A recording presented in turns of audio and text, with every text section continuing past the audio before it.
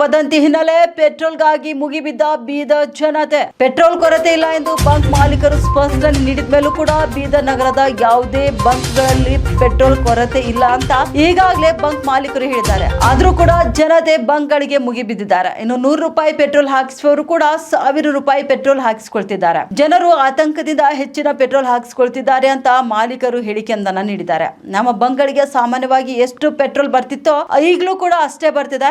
ಆದ್ರೆ ಸಾರ್ವಜನಿಕರು ಸುಖ ಸುಮ್ಮನೆ ವದಂತಿಗೆ ಕಿವಿಗೊಡ್ತಿದ್ದಾರೆ. ಯಾರು ಕೂಡ ಈ ವದಂತಿಗೆ ಆತಂಕ ಪಡುವ ಅಗತ್ಯವಿಲ್ಲ ಎಂದು Reliance petrol bunk manager Shivaji ಮಾಹಿತಿಯನ್ನ ನೀಡಿದ್ದಾರೆ. ಮಧ್ಯಪ್ರಾಚ್ಯದಲ್ಲಿ ನಡೆಯುತ್ತಿರುವ ಯುದ್ಧದ ಹಿನ್ನೆಲೆ ಬೀದರ್ನಲ್ಲಿರುವ ಪೆಟ್ರೋಲ್ ಬಂಕ್ಗಳು ಒಂದು ರೀತಿ ಹೌಸ್ಫುಲ್ ಆಗಿವೆ ಅಂತ ಹೇಳ್ಬೋದು. ಆತಂಕಕ್ಕೀಡಾದ ಜನರು ಪೆಟ್ರೋಲ್ ಖಾಲಿಯಾಗಬಹುದು ಎಂಬ ಸುಳ್ಳು ಸುದ್ದಿಗೆ ವದಂತಿಗೆ ಕಿವಿಕೊಟ್ಟು ಇವತ್ತು ಪೆಟ್ರೋಲ್ ಬಂಕ್ಗಳತ್ತ ಧಾವಿಸ್ತಾ ಇದ್ದಾರೆ. ನಾವೀಗ ಬೀದರ್ನ ರಿಲಯನ್ಸ್ ಪೆಟ್ರೋಲ್ ಬಂಕ್ನಲ್ಲಿದ್ದೇವೆ. ನೋಡ್ತಾ ಇರ್ಬೋದು ನೀವು, ಜನಗಳು ಸಾಮಾನ್ಯವಾಗಿ ಬೆಳಗ್ಗೆ 9:30-10 ಗಂಟೆ ಕ್ರೌಡ್ ಇರ್ತಿತ್ತು, ಬಿಟ್ಟರೆ ಸಂಜೆ ಹೊತ್ತಲ್ಲಿ ಇರ್ತಿತ್ತು. ಆದರೆ ಈಗ ಮಧ್ಯಾಹ್ನದಲ್ಲೂ ಸಹ ಉರಿ ಬಿಸಿಲಿನಲ್ಲಿ ಜನ ಬರ್ತಾ ಇದ್ದಾರೆ.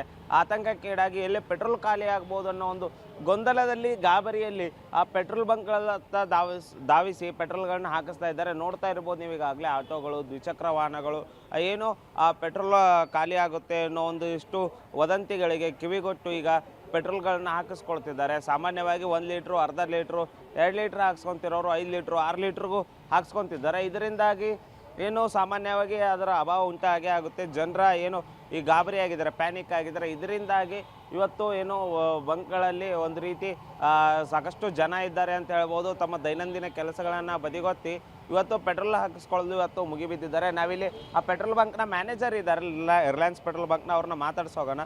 ಸರ್, ಏನಾಗಿದೆ ಸರ್? ಪೆಟ್ರೋಲ್ ಏನು ಸ್ಟಾಕ್ ಐತೆ ಇಲ್ಲ? ಯಾಕೆ ಜನ ಹಿಂಗೆ ಮಾಡಕ್ತಾರೆ? ಇಲ್ಲ ಸರ್, ನಮ್ಮ ಕಡೆ ಸ್ಟಾಕ್ ಇದೆ.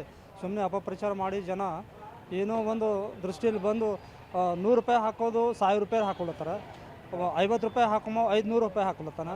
ಹೀಗಾಗಿ ಅಪಪ್ರಚಾರದಿಂದ ಈ ಶಾರ್ಟ್ ಬೆಳೆಯೋದಂತೂ ಖಂಡಿತ. ಹೀಗೆ ಅಂದ್ರೆ ಈಗ ನಿಮ್ಮಲ್ಲಿ ಡೈಲಿ ಎಷ್ಟು ಬರ್ತಿತ್ತು ಅದು ಎಲ್ಲ ಕರೆಕ್ಟ್ ಬರ್ತದೆ? ಏನು ಕೊರತೆ ಅದನ್ನ? ನಮ್ಮಲ್ಲಿ ಏನು ಕೊರತೆ ಇಲ್ಲ ಸರ್. ಡೈಲಿ ಯಾವ್ದು ರೀತಿಯಲ್ಲಿ ಬರ್ತದೆ ಅದು ಕಂಟಿನ್ಯೂ ಅದ ಸರ್. ಹಾಂ, ಅದ್ರ ಜನನೇ ಸುಮ್ಮನೆ ಪ್ಯಾನಿಕ್ ಆಗಿ ಇದು ಮಾಡ್ಲಾಕ್ತಾರ. ಎಸ್, ಅದ್ರ ಬಗ್ಗೆ ನೋಡೋಣ. ಅಂದ್ರೆ ಯಾವುದೇ ಪೆಟ್ರೋಲಿನ ತೊಂದರೆ ಇಲ್ಲ ಅಂತ ಜನಕ್ಕೆ ಆರಾಮ್ಸೆ ಹೇಳ್ತೀರಿ? ಹೌದು ಸರ್, ಹೌದು. ಏನು ತೊಂದರೆ ಇಲ್ಲ. ಇದು ಇಲ್ಲಿನ ಮ್ಯಾನೇಜರ್ನ ಮಾತು. ಅಂದರೆ ಯಾವುದೇ ರೀತಿಯಂಥ ತೊಂದರೆ ಇಲ್ಲ, ಆದರೆ ಜನರೇ ಬೇಕಾದ ಒಂದು ರೀತಿಯ ಸುಳ್ಳು ಸುದ್ದಿಗೆ ಕಿವಿಗೊಟ್ಟು ಆತಂಕಕ್ಕೀಡಾಗಿದ್ದಾರೆ ಅಂತ ಹೇಳ್ತಾ ಇದ್ದಾರೆ. ಅಂದರೆ ಏನು ನಮ್ಮಲ್ಲಿ ರೆಗ್ಯುಲರಾಗಿ ಎಷ್ಟು ಟ್ಯಾಂಕ್ ಬರ್ತಿತ್ತು ಪೆಟ್ರೋಲು, ಎಷ್ಟು ಲೀಟ್ರ್ ಬರ್ತಿತ್ತು ಅಷ್ಟು ಬರ್ತಾನೇ ಇದೆ. ಸಾಮಾನ್ಯವಾಗಿ ಅದರಲ್ಲಿ ಯಾವುದೇ ಬದಲಾವಣೆಗಳಿಲ್ಲ. ಆದರೆ ಜನರು ಸುಮ್ಮನೆ ಆತಂಕಕ್ಕೀಡಾಗಿ ಪೆಟ್ರೋಲ್ ಬಂಕ್ಗಳಿಗೆ ಬರ್ತಾ ಇದ್ದಾರೆ. ₹1000 ಏನು ₹100 ಪೆಟ್ರೋಲ್ ಹಾಕ್ಸ್ಕೊಳ್ಳೋ ವ್ಯಕ್ತಿ ₹1000 ಹಾಕ್ಸ್ತಿದ್ದಾನೆ, 50 ಹಾಕ್ಸ್ಕೊಳ್ಳೋ 500 ಹಾಕ್ಸ್ಕೊತಾನೆ ಅಂತಿದ್ರೆ ಇದರಿಂದಾಗಿ ಏನು ಸಮಸ್ಯೆ ಉಂಟಾಗುತ್ತೆ. ಜನರು ಯಾವುದೇ ರೀತಿಯಂಥ ಆತಂಕಕ್ಕೆ ಒಳಗಾಗಬಾರ್ದು. ಯಾವುದೇ ಅಭಾವವಿಲ್ಲ. ಸುಮ್ಮನೆ ಪ್ಯಾನಿಕ್ ಆಗೋದ್ರಿಂದ ಅವ್ರಿಗೂ ತೊಂದರೆ, ಪೆಟ್ರೋಲ್ ಬಂಕ್ಗಳಿಗೂ ತೊಂದರೆ. ಎಷ್ಟೋ ನಾರ್ಮಲ್ ಆಗಿ ಡೈಲಿ ಎಷ್ಟು ಹಾಕೋತಿದ್ರು ಅಷ್ಟೇ ಪೆಟ್ರೋಲ್ಗಳನ್ನ ಹಾಕೋಬೇಕು ಅನ್ನೋದು ಇಲ್ಲಿನ ಮ್ಯಾನೇಜರ್ನ ಮಾತಾಗಿತ್ತು. ಕ್ಯಾಮ್ರಾಮನ್ ಸಂತೋಷ್ ಜೊತೆ ದೇವರಾಜ್ ಹೊನಿಗೆರೆ, ಉತ್ತರ ಕರ್ನಾಟಕ ನ್ಯೂಸ್, ಬೀದರ್.